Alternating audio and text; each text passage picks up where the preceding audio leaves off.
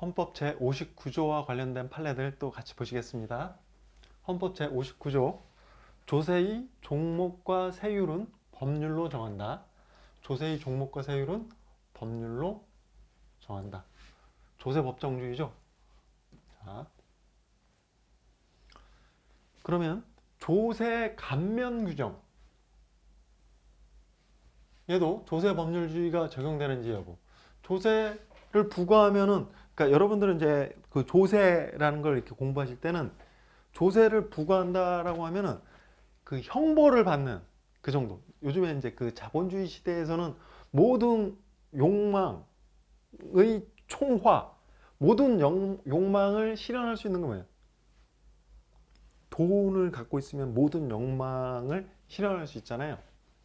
그래서 그러다 보니까 조세를 딱 부과한다라는 거는 그런 욕망을 내가 막 추구할 수 있는 그 돈을 이렇게 가져가는 거잖아요. 그러니까 그 고통은, 그러니까 그 예상치 못한 조세를 이제 세게 부과받은 그 형벌을 받는 그 정도 고통이라고 해요. 그래서 조세를 부과할 때는 그 뭐 조세 법률주의는 그 죄형 법정주의하고 굉장히 유사한 측면이 있고, 그다음에 형벌, 그 법률을 규정할 때 형벌을 규정할 때 적용되는 어떤 원리하고 조세를 이렇게 부과할 때 구성되는 어떤 원리하고 거의 비슷하게 가요. 그러면 조세 감면은 굉장히 시혜적인 거잖아. 유리한 거. 그러면 조세 감면 규정에서 조세 법률주의가 적용되는 이유. 적용이 된다가 중요하고, 왜 그러냐? 납세 의무자 상호는 조세의 전과 관계.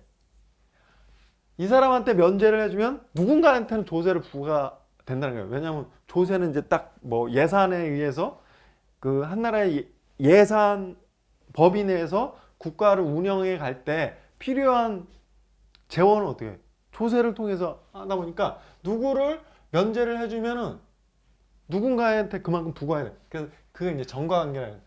조세 감면의 근거 역시 법률로 정해야 하는 것이 국민주권주의라든지 법치주의 원리의 부응. 그래서 전과관계가 키워드예요. 그 다음에 실효된 법률 조항을 유효한 것으로 해석하여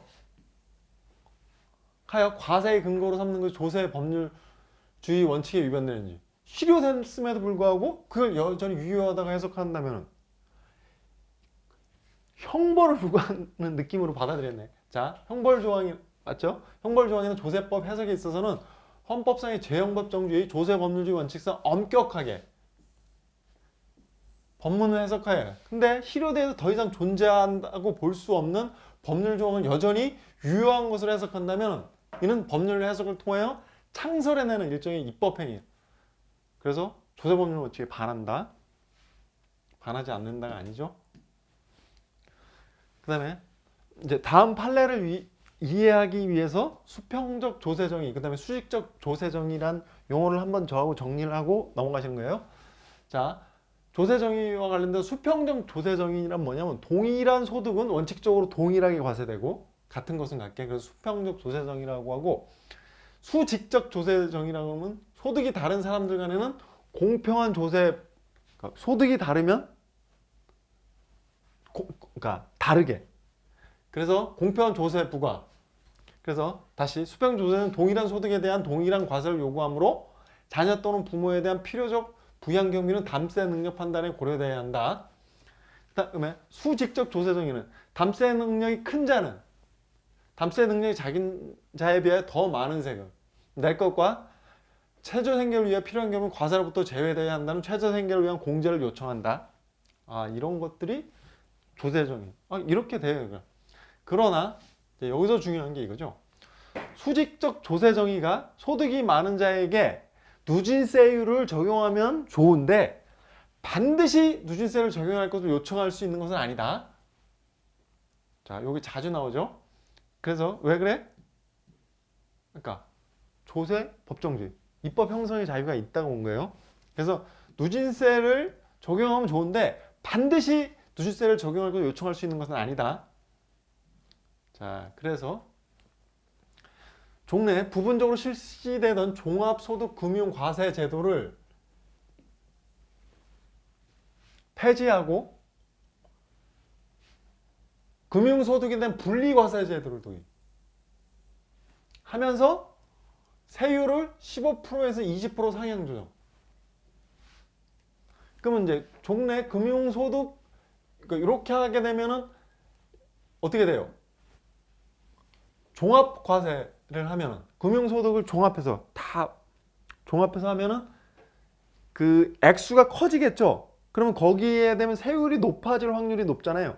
그러니까 왜냐면 많이 버는 사람한테 그 아까 수직적 그 조세평 용어가 다시 수직적 조세정의, 그러니까 이런 거에 의해서 여기에 이제 많이 버는 사람에게 더 많은 세율을 그 내릴 확률이 높은 거예요. 근데 그걸 폐지하고 금융소득에 대해서 따로따로, 그러면 세금을 부과하는 그 과세 대상 액수가 이렇게 작아지기 때문에 그 이렇게 그 어찌 보면 이렇게 세율이 이게 떨어질 확률이 높은 거예요. 그러다 보니까 어떻게 했냐면 세율을 일률적으로 15%에서 20%로 상향 조정하는, 이걸 이제 다투는 거예요. 그럼 이제 먼저 원천 징수되는 조세를 부과하는 법규적인 직접성 여부. 원천 징수는 뭐예요? 내가 그러니까 그 저 사람은 이제 그 회사에서 원천 징수자를 보통 이제 국가가 이제 회사에 원천 징수자로 이렇게 정하는 경우가 많은데, 그 원천 징수, 그러니까 회사에서 이 사람의 세금을 떼고 주는 거죠.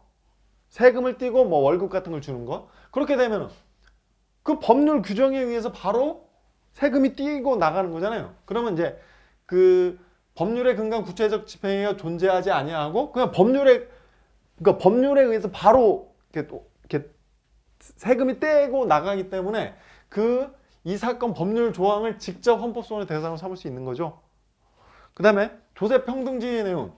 동일한 소득은 원칙적으로 동일하게 과세될 것을 요청하고, 그 다음에 다른 한편으로 소득이 다른 사람들 간에는 공평한 조세 부담의 배분을 요청. 그러니까 수직적 조세정의 아까 봤죠. 근데 자, 수직적 조세 평등 위반 여부. 담세 능력의 원칙은 아까 말했죠. 반드시 누진세를 도입할 것을까지 요구하는 것은 아니다. 하면 좋은데. 그래서 소득에 단순 비례하여 과세할 것인지 아니면 누진적으로 과세할 것인지는 입법자의 정책적 결정에 맡겨져 있다. 아까 조세 법률주의 때문에. 그래서 이 사건 법률이 소득 계층에 관계없이 동일한 세율을 적용한다고 담세 능률 원칙에 어긋나는 것이라 할 수 없다. 어긋나는 것이 틀리다. 그래서 수평등 조세평등 위반으로 입법자는 IMF라는 절박한 경제 위기를 극복해야 한다는 국민경제 관점에서 금융소득에 대해 분리과세를 시행하기로 정책적 결단을 내린 것이다. 그래서 아까 그러니까 보통 같으면 이제 요 금융소득 종합과세제를 통해서 그 소득이 이제 뭐 이쪽에서 온 소득, 이쪽에서 온 소득, 요거를 다 합해서 세율을 그 누진세를 적용해서 많이 가져오는 게 수직적 조세 정의에는 합당하지만, 그걸 폐지하고 금융소득에 대해서 따로따로 이렇게 하면서 그러면 누진세율을 못하기 때문에 그 줄어드는 조세는 전반적으로 세율 자체를 20% 상향 조정. 그러면은 덜 버는 사람들이 조금 버는 뭐 중산층이나 아니면 서민계층에 불리할 수가 있는데, 그렇다고 해서 입법 형성이 돼. 그 IMF라는 어떤 여기에서 이런 특수한 상황 속에서 국민경제 관점에서 분리과세를 시행하면서 그리고 정책 결단을 내렸다고. 그래서 이게 뭐 헌법이 위반되진 않는다.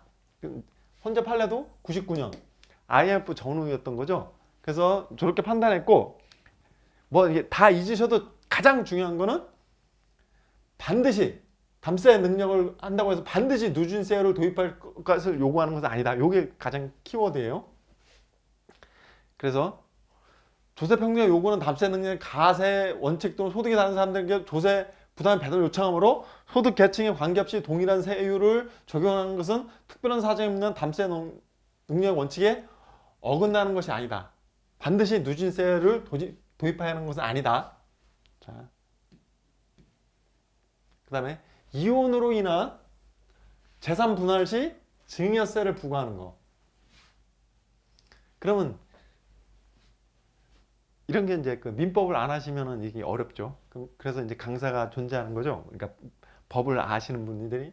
자, 이혼 시의 재산분할제도.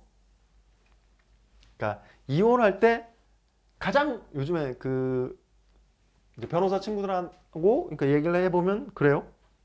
요즘에 그 간통죄가 예전에는 굉장히 돈을 그 이제 간통죄를 다투면서 이제 뭐 형사처벌 당하지 않게 하기 위해서 뭐 합의를 보고 막 요러는데 그게 이제 변호사 수입에 굉장히 많이 차지를 했었는데 간통죄가 폐지되면서 요즘에는 어떻게 하냐면 이혼 사건과 관련해서 재산 분할, 이 사람이 재산이 얼마만큼 먹고 그 형성이 얼마만큼 기여했냐 요걸 해서 그 재산 분할하는 게 굉장히 그 돈이 된다고 그러더라고요. 그래서 아무튼 이혼 시의 재산 분할 제도는 본질적으로 혼인 중 쌍방 협력으로 형성된 공동 재산의 청산 이라는 성격의 경제적으로 공공한 상태에 대한 부양적 성격이 보충적으로 가미되는. 그러니까 가장 중요한 건 청사예요, 청사. 그러니까 결혼해서 그 어떤 재산을 형성하는데 뭐 남편이 많이 뭐 벌어온다고 하더라도 가정 생활에서 뭐 아이들을 키운다거나 그 남편이 회사 생활을 다시 잘할 수 있게끔 안에서 하는 그러니까 와이프의 어떤 역할, 그러니까 이런 게 쌍방의 협력으로 형성된 공동 재산인 거예요. 뭐 아파트. 그래서 거의 50% 가까이. 그래서 나중에 이혼 시 재산 분할 제도는 그 공동으로 형성된 그 재산을 내 몫을 가져가는 거. 그게 청산이고 부수적으로 경제적으로 공고한 상대방에 대한 부양적 성격. 그래서 청산과 부양의 성격이 같이 있다고 그래요. 그러므로 이혼 시에 재산 분할을 청구하는 거는 그 이제 그 내 재산을 가져가는 거란 말이야. 내 재산을. 그런데 뭐 상속세, 인적, 공절 초과하는 재산을 취득하는 그 초과 부분에 대해 증여세를 많이 해요. 내가 내 재산을 가져가는데 거기에 증여세? 내 재산을 가져가는데? 이거는 증여세제의 본질에 반하여 증여라는 과세 원인 없음에도 불구하고 증여세를 부과하는 거예요. 내 재산 청산이라니까, 청산. 증여가 아니라. 그래서 현저히 불합리하고 자의적이며 재산권 보장의 헌법 이념에 부합하지 않으므로 실질적 조세 법률주의에 위배돼. 과세 원인 없는 곳에 증여세라는 과세를 부과.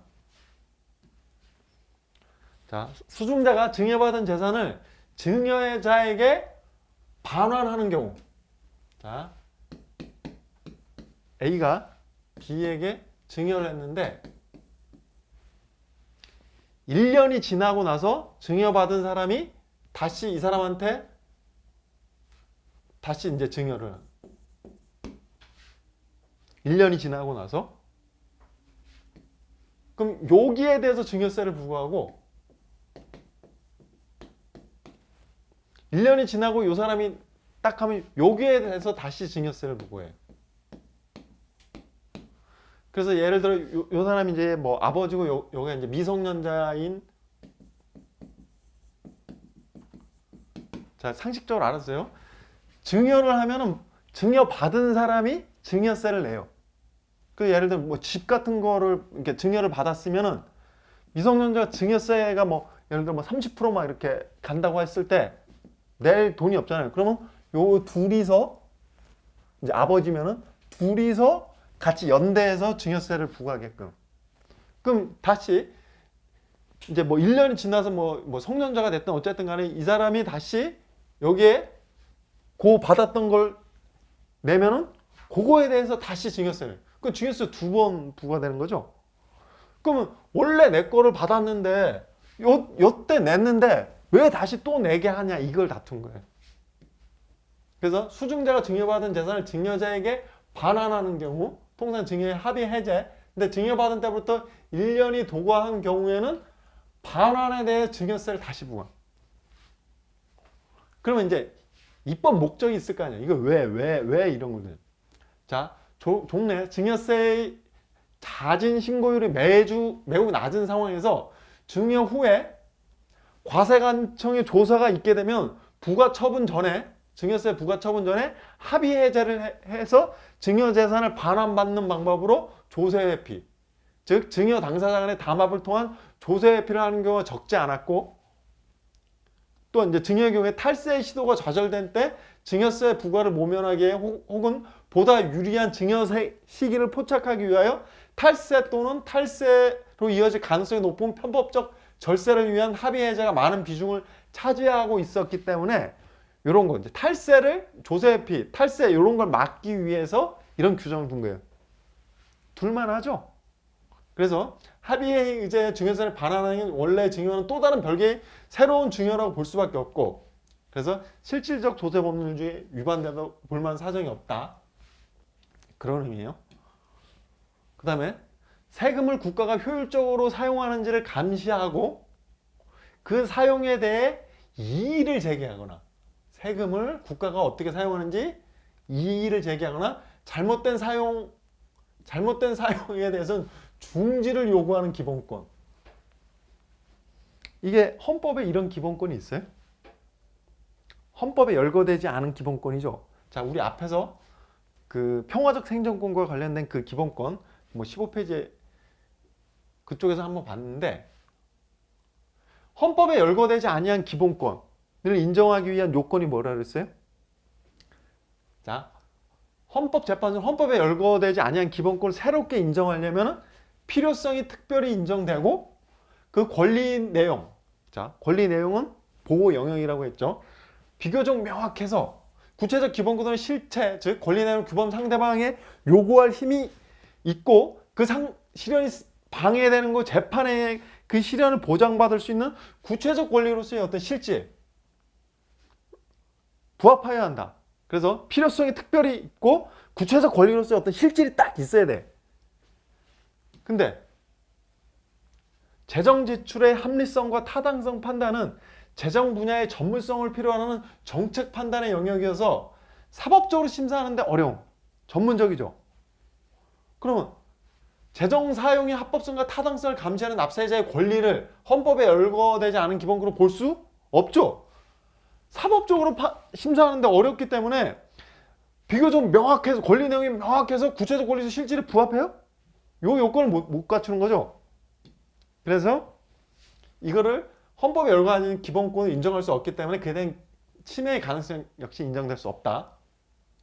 그래서 인정되지 않는다. 국세 부과권의 제척 기간을 연장한 것이 소급 과세 금지 원칙에 위배되는 점. 이미 성립한 납세 의무의 구체적 내용을 변경하는 것이 아니라 그냥 제척 기간만을 연장한 거죠. 이건 소급과세 금지 원칙에 위배되지 않아요. 그래서 이미 성립한 납세 구체적 내용 변경하지 않은 채 제척 기간을 연장하였다는 것만으로는 조세법률주의의 소급과세 원칙에 위반되지 않는다. 자, 부담금의 정당화 요건. 자, 부담금은 조세에 대한 관계에서 어디까지나 예외적으로만 인정. 자, 요거는 여기서 개념을 다시 한번 저하고, 왜냐면 부담금은 중요해요. 다시 정립하고 이걸 다시 볼게요, 질문을. 자, 부담금의 종류 및 허용 요건. 자, 부담금. 여기서 특히 얘기되는 건 특별 부담금이에요. 자, 부담금이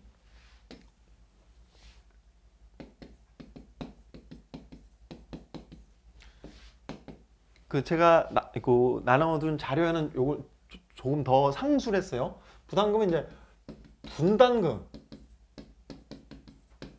이게 이제 협의의 부담금이고, 광의의 부담금에는 이제 특별 부담금.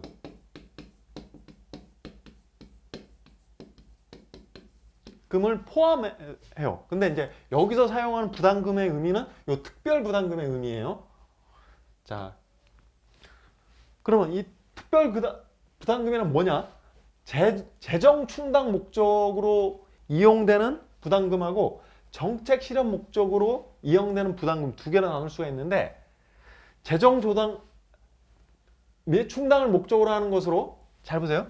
공영방송 사업의 재정 충당을 위해 또는 학교 시설 확보를 위해 부담금이라는 형식이 이용되는 거예요.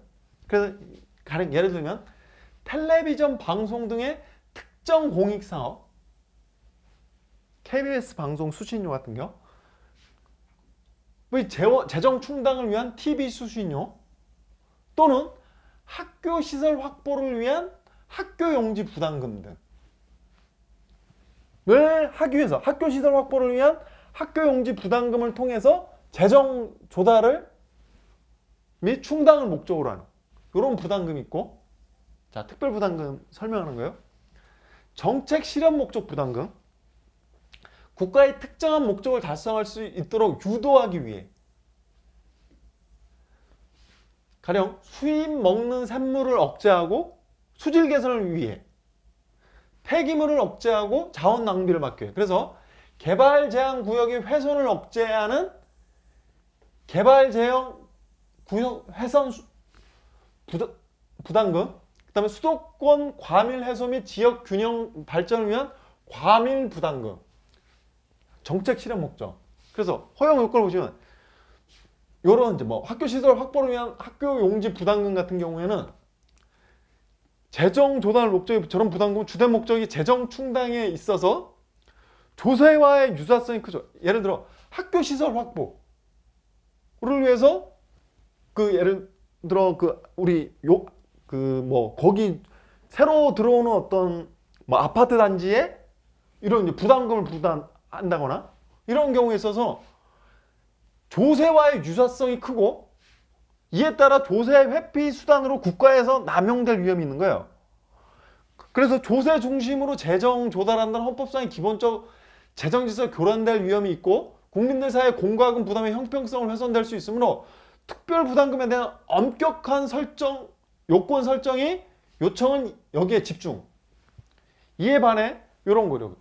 개발 제한구역의 훼손 억제하기 위해서 니네 거기 개발하려고 할 때는 개발 제한구역 훼손 부담금을 부과하는 이런 사회 경제적 정책 실현을 하기 위한 공과금 부과 등은 간접적인 수단을 활용하는 것은 현대 행정의 복잡성과 효율성을 고려할 때 그 필요성이 널리 인정될 수 있으므로 상대적으로 완화.